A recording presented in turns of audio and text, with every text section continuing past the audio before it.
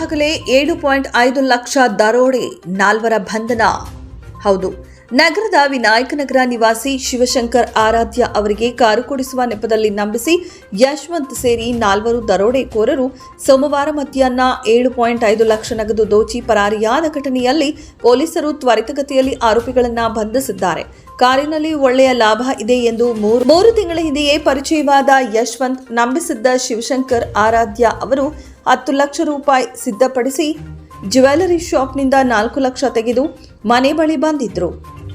ಯಶವಂತ್ ಮನೆ ಬಳಿ ಬಂದು ಕೆಳಗೆ ಬರಲು ಹೇಳಿದ ತಕ್ಷಣ ದ್ವಿಚಕ್ರ ವಾಹನದಲ್ಲಿ ಬಂದ ಇಬ್ಬರು ದರೋಡೆಕೋರರು ಕಣ್ಣಿಗೆ ಖಾರದ ಪುಡಿ ಎರಚಿ ಮಚ್ಚು ತೋರಿಸಿ ಬೆದರಿಕೆ ಮಾಡಿ 7.5 ಲಕ್ಷ ರೂಪಾಯಿ ದೋಚಿಕೊಂಡು ಪರಾರಿಯಾಗಿದ್ರು. ವಿಷಯ ತಿಳಿದ ಕೂಡಲೇ ನಗರ ಪೊಲೀಸ್ ಠಾಣೆಯ ಅಪರಾಧ ವಿಭಾಗದ ಪಿಎಸ್ಐ ಲಲಿತಮ್ಮ ಮತ್ತು ತಂಡ ಸ್ಥಳ ಪರಿಶೀಲಿಸಿ ಆರೋಪಿಗಳ ಮಾಹಿತಿ ಕಲೆ ಹಾಕಿ ಸೋಮವಾರ ತಡರಾತ್ರಿ ಯಶವಂತ್ ಸೇರಿ 3 ಸ್ನೇಹಿತರನ್ನ ಬಂಧಿಸಿ ವಿಚಾರಣೆಯಲ್ಲಿ ತೊಡಗಿಸಿದ್ದಾರೆ. ಪ್ರತ್ಯಕ್ಷದರ್ಶಿ ಪದ್ಮಾ ಜೈನ್ ಮಾತನಾಡಿ, ಮಧ್ಯಾಹ್ನ 1:30 ಸುಮಾರಿಗೆ ಕಿರ್ಚಾಡುತ್ತಿದ್ದು ಕೇಳಿ ಬಂತು. ನೋಡಿದ್ರೆ ಇಬ್ಬರು ಅಪರಿಚಿತರು ಖಾರದ ಪುಡಿ ಎರಚಿ ಹಣ ಕಸಿದುಕೊಂಡು ಹೋದರು. 1 ವರ್ಷದ ಹಿಂದೆ ನನ್ನ ಚಿನ್ನದ ಸರ ಕದ್ದಿದ್ರು, ಇನ್ನೂ ಪತ್ತೆಯಾಗಿಲ್ಲ. ಹಗಲು ಓಡಾಡಲು ಭಯ ಎಂದರು. ಹೆಚ್ಚಾಗುತ್ತಿರುವ ಕಳ್ಳತನ. ಇತ್ತೀಚೆಗೆ ಗೌರಿಬಿದನೂರಿನಲ್ಲಿ ಕಳ್ಳತನ ಹೆಚ್ಚಾಗುತ್ತಿದೆ. ಕಳೆದ ವಾರ ಕೆಎಸ್ಆರ್ಟಿಸಿ ಬಸ್ ನಿಲ್ದಾಣದಲ್ಲಿ ಮಹಿಳಾ ಪೊಲೀಸ್ ಪೇದೆಯ 170 ಗ್ರಾಂ ಚಿನ್ನ ಕದ್ದ ಪ್ರಕರಣವು ದಾಖಲಾಗಿದೆ. ಮಹಿಳೆಯರು ಚಿನ್ನಾಭರಣ ಹಾಕಲು ಭಯ ಪಡ್ತಿದ್ದಾರೆ. ಪೊಲೀಸ್ ಇಲಾಖೆಯಿಂದ ಸೂಕ್ತ ಸ್ಥಳಗಳಲ್ಲಿ ನಿಗಾ ವಹಿಸಿ ರಕ್ಷಣೆ ಒದಗಿಸುವಂತೆ ಸಾರ್ವಜನಿಕರು ಮನವಿ ಮಾಡುತ್ತಿದ್ದಾರೆ. ಈ ಕಾರ್ಯಾಚರಣೆಯಲ್ಲಿ ಎಸ್ಪಿ ಕುಶಾಲ್ ಚೌಕ್ಸಿ ಮಾರ್ಗದರ್ಶನದಂತೆ ವೃತ್ತ ನಿರೀಕ್ಷಕ ಅಂಜನ್ ಕುಮಾರ್ ನೇತೃತ್ವದಲ್ಲಿ ನಗರ ಠಾಣಾ ಪಿಎಸ್ಐ ವರಲಕ್ಷ್ಮಿ ಮತ್ತು ಅವರ ಸಿಬ್ಬಂದಿ ಭಾಗವಹಿಸಿದ್ದರು.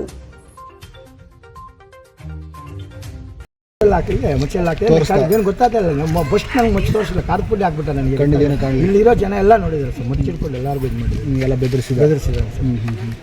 ಯಾರು ನಿಮ್ಮ ಪರಿಚಯ? ಹೌದು, ಅವ್ನು ನಿಮ್ಮ ಪರಿಚಯ? ಅವ್ನು ನಿಮ್ದು? ಹೌದು ಸರ್, 3 ತಿಂಗಳಿಂದ ಪರಿಚಯ. ಅವನದು ನಾರ್ಸಿಂಗ್ನಲ್ಲಿ ಅವ್ರ ಅಕ್ಕನ ಮದುವೆಗೆಲ್ಲ ನಾವು ಹಿಂಗೆ ಹೋಗ್ತಾ ಇದ್ವಿ. ಅವರು ಸುಮ್ಮನೆ ನಮ್ಗೆ ಇವನೇನು ದೊಡ್ಡವನಾದ್ಮೇಲೆ ನಮ್ಗೇನು ಪರಿಚಯ ಇರಲಿಲ್ಲ. 3 ತಿಂಗಳಿಂದ ನಾವು ವಾಕ್ ಹೋಗ್ಬೇಕಾದ್ರೆ ಅಲ್ಲಿ ಬಂದಿದ್ದ ಕಾರಲ್ಲಿ ಬಂದ.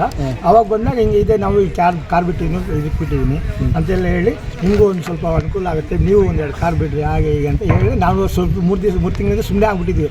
ಆಮೇಲೆ ಯಾವುದೋ ಒಂದು ಸ್ವಲ್ಪ ಅಮೌಂಟ್ ಲೋನ್ ಜಾಸ್ತಿ ಅದನ್ನು ತೊಗೊಂಡಿದ್ದಕ್ಕೆ ಏನೋ ಮಾಡೋಣ ಅಂತ ಮುಂದಕ್ಕೆ ಹೋದ್ರು ಅಷ್ಟೇ ಸರ್. ಏನು ಕಾರ್ ಅಂದರೆ ಹೋಗ್ಬಿಟ್ಟು ಬ್ಯಾಗ್ ಬಿಗ್ಗೆ ಇಟ್ಕೊಂಡಿದ್ರು, 2 ಕಾಲು ಸಂದಿ ಇಟ್ಕೊಂಡಿದ್ರು. ಆವಾಗ ಮಚ್ಚಲ್ಲಿ ಹೊಡೆದ್ರು. ಮಚ್ಚಲ್ಲಿ ಹೊಡೆದ್ಬಿಟ್ಟು ಬ್ಯಾಗ್ ಕಿತ್ಕೊಂಡ್ರು. ಬ್ಯಾಗ್ ಕಿತ್ಕೊಂಡಾಗ ಒಂದು ಬ್ಯಾಗು ಅವ್ರ ಕೈಗೆ ಹೋಯ್ತು, ಒಂದು ಬ್ಯಾಗ್ ನನ್ನ ಕೈಯಲ್ಲೇ ಇತ್ತು. ಆಮೇಲೆ ಅಷ್ಟರಲ್ಲೂ ಓಡೋಗ್ಬಿಟ್ರು, ಅವ್ರು ಸಿಗಲಿಲ್ಲ. ಮತ್ತೆ ಎಷ್ಟು ಜನ ಬಂದಿದ್ರು ಮೇಡಮ್? ಏನು ಅಂತ? ಅವರಿಬ್ಬರು ಇದ್ದರು. ಒಬ್ಬನು ಹೆಲ್ಮೆಟ್ ಹಾಕ್ಕೊಂಡಿದ್ದೆ, ಒಬ್ಬನು ಮಾರ್ಕ್ಸ್ ಹಾಕ್ಕೊಂಡಿದ್ದೆ ಅಷ್ಟೇ. ಇಬ್ಬರೂ ಓಡೋಗ್ಬಿಟ್ರು. ತುಂಬ ಕಳ್ತನ ಜಾಸ್ತಿ ಆಗ್ತಾಯಿದೆ. ಅದರಲ್ಲಿ ವರ್ಷ ಆಯಿತು, ನಮ್ಮದು ಹೋಯ್ತು. 2 ಚೈನ್ ಕಿತ್ಕೊಂಡೋದ್ರು. ಅದು ಇದುವರೆಗೂ ಪತ್ತೆ ಆಗಿಲ್ಲ. ಪೊಲೀಸ್ ಇಲಾಖೆಗೆ ಮನವಿ ಮಾಡ್ಕೋತೀನಿ. ನಮ್ಮದು ಹಂಗೇನೆ. ನಿಮ್ಮದು ಚೈನ್ ಕಳ್ತನ ಆಗಿದೆ? ನಮ್ಮದು ಇಲ್ಲಿ ಇದು ಸಿಗ್ನಲ್ ಮುಂದೆ ಸಿದ್ದೇಗೌಡರ ಮನೆ ಅಂತ ಹೇಳ್ಬಿಟ್ಟು ಅಲ್ಲಿ ಕಿತ್ಕೊಂಡಿದ್ರು. ಅದಕ್ಕೂ ಇನ್ನು ನಮ್ಮದು 55 ಗ್ರಾಮು. FIR ಎಲ್ಲ ಆಗಿದೆ. ನಮಗೆ ಮೆಸೇಜು ಬಂದಿದೆ, ಆದ್ರೂ ನಮ್ಗೆ ಇನ್ನೂ ಅದು ಆಗ್ತಾ ಇಲ್ಲ. ನಿನ್ನೆ ಮಧ್ಯಾಹ್ನ ಈ ಒಂದು ಘಟನೆ ನಡೆದಾಗ ನಿಮ್ಗೆ ಏನು ಅನ್ನಿಸ್ತು ಮೇಡಮ್? ಏನು ಯಾಕೆ ಈ ಥರ ನಡೀತಾ ಇದೆ? ಹೆಂಗೆ ಹೆಣ್ಮಕ್ಳು ಸೇಫ್ಟಿ ಎಲ್ಲಿ ಬಂದಿದೆ? ಹೆಣ್ಮಕ್ಳು ಸೇಫ್ಟಿಯಾಗಿ ಓಡಾಡೋದು ಹೆಂಗೆ ನಾವು ಅಂತ ತುಂಬಾ ಆತಂಕ ಆಯಿತು, ಭಯ ಆಯಿತು. ಅದರಿಂದ ತಮ್ಮ ಪೊಲೀಸ್ ಇಲಾಖೆ ಎಚ್ಚೆತ್ಕೊಂಡು ನಮ್ಮ ಗೌರಿಬಿದನೂರು ಪೂರ್ತಿ ಹೇಳ್ತಾ ಇದ್ದೀನಿ, ಗೌರಿಬಿದನೂರು ಅಷ್ಟು ವರಷ್ಟಾಗಿ ಹೋಗ್ತಾ ಇದೆ ಕಳ್ತನದಲ್ಲಿ. ಭಾಳ ಹೆದರಿಕೆ ಬಂದುಬಿಟ್ಟಿದೆ. ಹೆಣ್ಮಕ್ಳು ಒಂದು ಒಡವೆ ಎಲ್ಲ ಬರೀ ಕಾಲಲ್ಲಿ ಓಡಾಡೋದು ಹೆಂಗಪ್ಪ ಅನ್ನೋ ಥರ ಆಗೋಗಿದೆ.